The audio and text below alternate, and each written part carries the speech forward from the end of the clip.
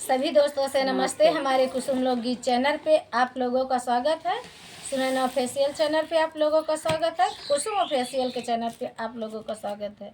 देखिए, हम तीनों सहेली आज मकर संक्रांति के उपलक्ष्य में छोटा सा प्यारा सा सोहर गीत सुनाने चल रही हूँ। और वो प्रयागराज गीत अच्छी लगे लाइक सब्सक्राइब करें। प्रयागराज के कि आज खिचड़ी के त्योहार है।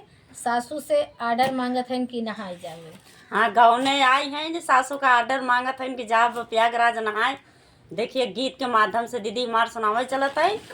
गीत कैसा लगे आज देखिए, हमारा गिफ्ट आया है।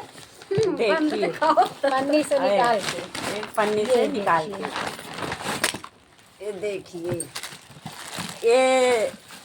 ये दीदी लेके आई हैं गिफ्ट। इस पर इतना सामान भी है। इतना सामान भी है और एनकर आई है और लाई लड़ुआ और इसमें खिचड़ी के आई बल लाई लड़ुआ ढूंढी तिल इसमें है।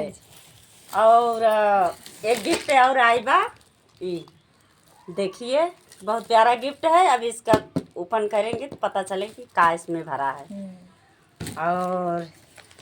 और आई बा गिफ्ट आप लोग के दिखावत है। ये सब आई है गिफ्ट। देखिए, बहुत प्यारा चीज़ भरा है। अभी ये दीदी के गिफ्ट बक्सा में बा। अब वो गिफ्ट काल दिखाओ।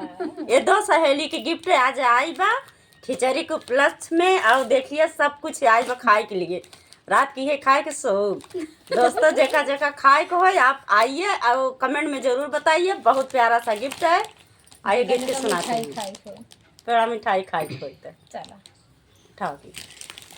सासू जुहाए